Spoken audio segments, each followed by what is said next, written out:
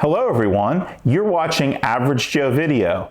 I'm Joe, and today I'm going to talk to you about two very simple things that you can do to prolong the life of your air compressor. Nowadays, most people have an air compressor at their house. The bottom line is having your own air compressor is just simply convenient, whether you're inflating tires or whether you have a brad nailer, a finish nailer, or perhaps even a framing nailer. It just makes things a lot easier. In this particular instance, I am actually working with this small Craftsman air compressor. This Craftsman air compressor, if I had to guess, is probably close to 15 years old. But I was walking out of Sears one day and they had two of these there and they were reduced to $35. Yes, you heard that correctly, $35. And I have been using this regularly ever since, but I'm going to share with you the two tips that will make your air compressor last longer. So let's go ahead and let's get into it. Okay, the very first tip to prolonging the life of any air compressor is to utilize the drain on the tank after each use. Obviously, the process of compressing air is going to generate moisture. And obviously that can be impacted significantly by the environment in which you are using your air compressor. So if you get into the habit of locating the drain on the bottom of your air compressor and draining the unit after each use, you are going to prolong the life of the unit. And that's primarily because what happens is the moisture builds up in the air tanks, and if you don't drain it, that moisture just continues to lay in there. Ultimately, what does that do? That rusts out the bottom of the tank. When you're done using the compressor, open the drain. It does help if you have a little bit of air in the tank. That way you can force some of that moisture out, but leave the drain in the open position until the next use. And don't be like me, remember to close the drain before you turn on the compressor the next time you're going to use it. So let's take a look at the drain assembly. Okay, so here you can see the brass drain located at the bottom of the tank. Even though this is a twin tank unit, obviously the drain is going to be on the lower tank. The drain is always going to be at the lowest point. So even if you have a vertical unit or a horizontal unit, it's always going to be at the lowest point.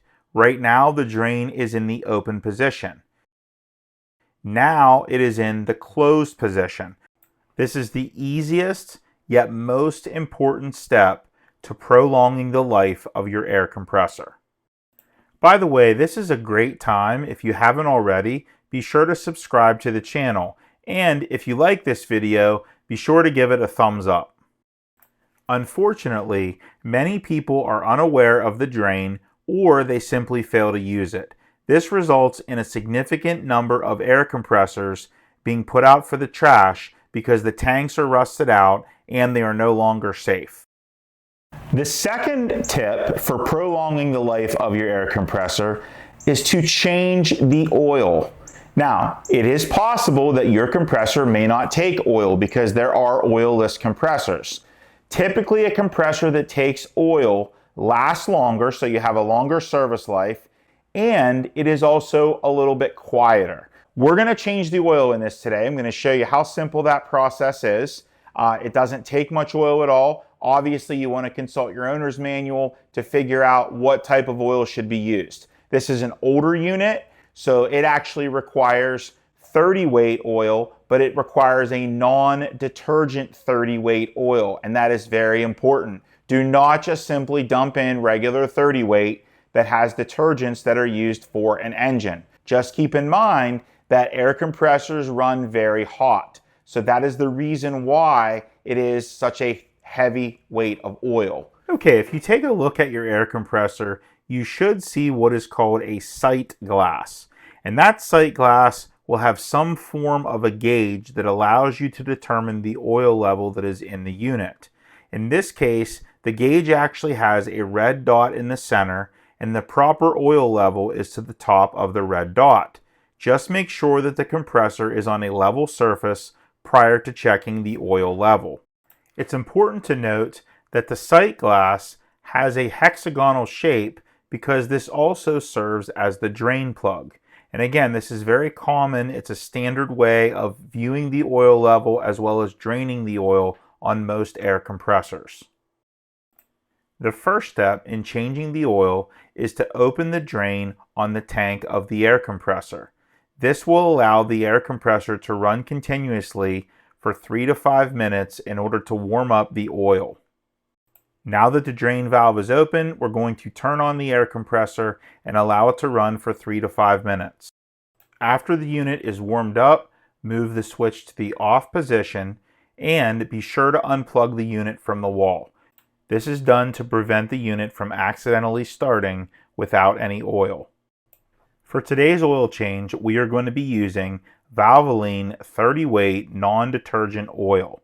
This is what is recommended by the manufacturer. Make sure that you consult your owner's manual to determine which oil type you should be using.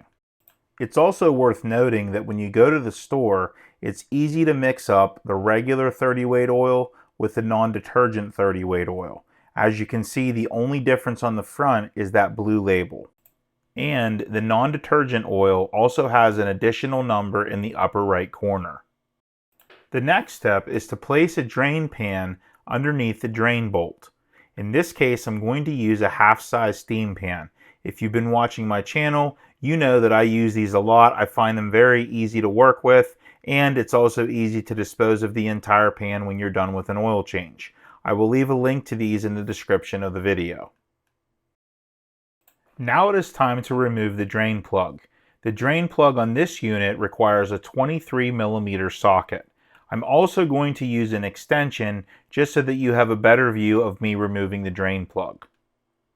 Since this is a very small air compressor, the reservoir only holds 3 ounces of oil, so it's not going to take very long for it to drain. Once the drain plug is removed, I'm also going to remove the fill cap. Just be sure that the O-ring does not stay behind.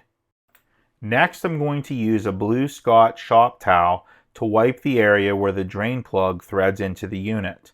These blue Scott shop towels are awesome. If you've never tried them before, I will leave a link in the description of the video. Now that the area is clean, I'm going to thread in the drain plug by hand. Then I'm going to give it another wipe on the outside just to make sure that I catch any possible residual oil.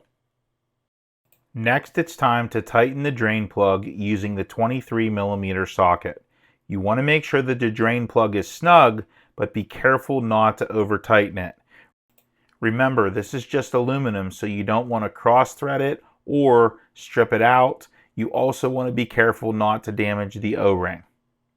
Next, I'm going to place a funnel in the fill port so that I can add the appropriate amount of oil. Even though I pre-measured the amount of oil that is required, it's important to understand that as with any oil change, it's impossible to get all of the oil out. This means that I need to pay particular attention to the sight glass as I'm filling the unit. When filling the unit, there is a small delay. In other words, the oil that you dump in is not immediately reflected on the sight glass. It's very easy to overfill if you just keep dumping oil in and you don't wait for it to settle. Once the oil reaches the top of the red dot, the unit is full of oil.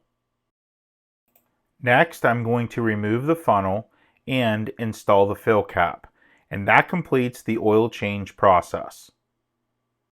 Well, that's 2 simple tips to extend the life of your air compressor. I hope you enjoyed the video. You're watching Average Joe Video. Please give this video a like and consider subscribing to the channel. Thanks for watching.